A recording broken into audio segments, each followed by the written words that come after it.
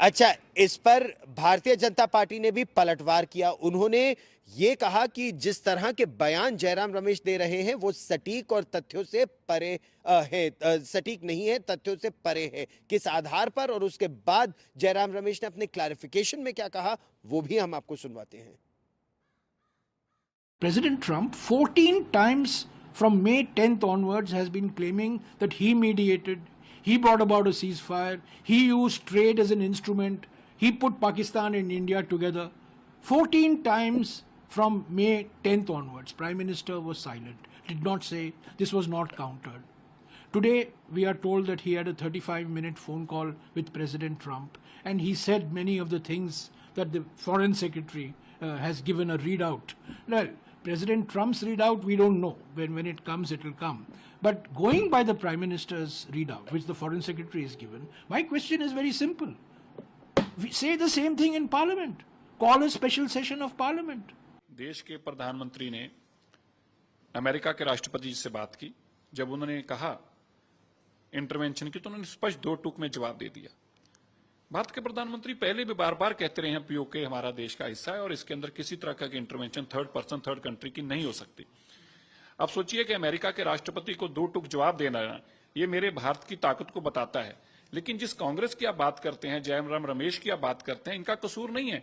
ये बेचारों को ना तो इनको क्या पता डिप्लोमेसी क्या होती है। इन लोगों ने कहा सत्ता में ये चीजें देखी हैं। ये बेचारे तो जो ट्विटर हैंडल लिखने वाले इनके लोग हैं, ट्वीट लिखने वाले, वो जो पर्ची इनके हाथ में थमा देते हैं, ये वो जाके पढ़ देते हैं, उसमें से भी आधी बातें गलत पढ़ देते हैं। अभी किसी ने पढ़ दी होगी, राहुल गांधी आधी पर्ची लेके आते हैं, आधा कुछ बोल जाते हैं, आधा कुछ बोल जाते हैं।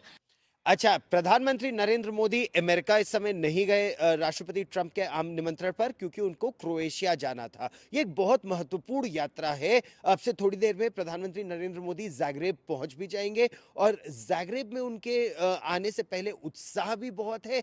और जो क्रोएशिया के लोग, बच्चे जो हिंदी पढ़ रहे हैं, वो खासतौर पर प्रधानमंत्री नरेंद्र मोदी से हिंदी में ही बातचीत करना चाहते हैं। हिंदी और भारत के प्रति वहां के लोगों का जो लगाव है, जो प्रेम है, उस पर ये बात सुनिए। और हम सारी आ गए यहाँ प्रधानमंत्री मोदी जी का स्वागत करने को, और हम बहुत खुश हैं। ये बहुत बड़ी बात है, सिर्फ हमारे लोगों के लिए नहीं लेकिन पूरे देश के लिए। और जी, हम बस इंतज़ार कर रही है। अभी हम देखेंगे क्या होगा, कैसा होगा, पता नहीं। मैं इंडोलॉजी स्टूडेंट हूँ और मैं बहुत एक्साइटेड हूँ प्रधानमंत्री श्री नरेंद्र मोदी जी के देखा। बहुत खुशी हूँ और सब कुछ बहुत प्राउड और ऑनर्ड है। यहाँ आ गए उनका स्वागत करने के लिए। हम उनको कहना चाहते हैं कि हम हिंदी पढ़ते हैं ज़ाग्रेब विश्वविद्यालय में, इंडोलॉजी डिपार्टमेंट में हम छात्र हैं, और हमें बहुत अच्छा लगा उनका स्वागत करना। कहना चाहती हूँ कि भारत तो बहुत सुंदर देश है और मेरी बहुत बड़ी इच्छा है भारत जाना।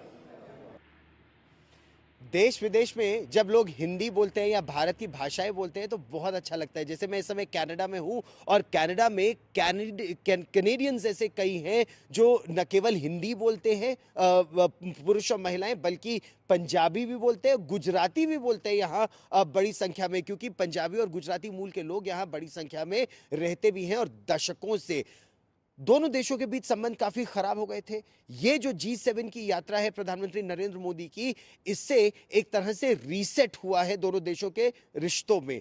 प्रधानमंत्री मार्क कार्नी कनाडा के और प्रधानमंत्री भारत के नरेंद्र मोदी, दोनों ने इस बारे में क्या कहा, हम आपको वो भी सुनवाते हैं। एक्सेलेंसी, मैं आपका बहुत आभारी हूं कि आपने G7 में भारत को निमंत्रित किया, और मेरा भी सौभाग्य है कि मुझे 2015 के बाद फिर से एक बार कनाडा की धरती पर आकर के कनाडा के लोगों के साथ जुड़ने का एक अवसर मिला है।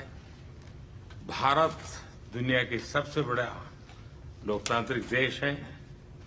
पिछले दिनों G20 समिट की अध्यक्षता के रूप में भारत ने विश्व के लिए अनेक उपकारक ऐसे इनिशिएटिव लिए हैं।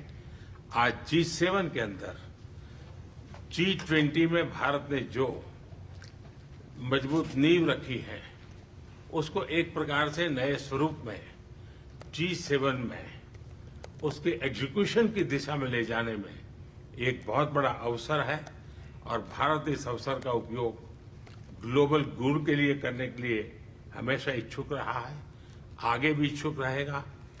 भारत और कनाडा के संबंध अनेक प्रकार से बहुत ही महत्वपूर्ण है।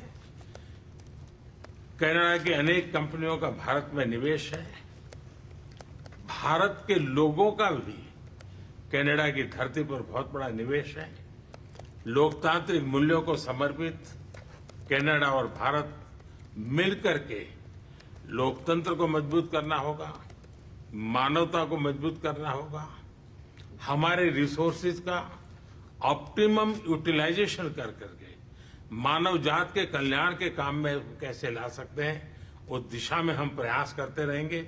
और मुझे विश्वास है कि प्रधानमंत्री जी के चुनाव के बाद मुझे पहली बार मिलने का मौका मिला है, तो इस चुनाव के भव्य विजय के लिए भी मैं उनको बधाई देता हूं और आने वाले कालखंड में उनके साथ भारत और कनाडा मिलकर के अनेक क्षेत्रों में प्रगति करेंगे। बहुत बहुत धन्यवाद।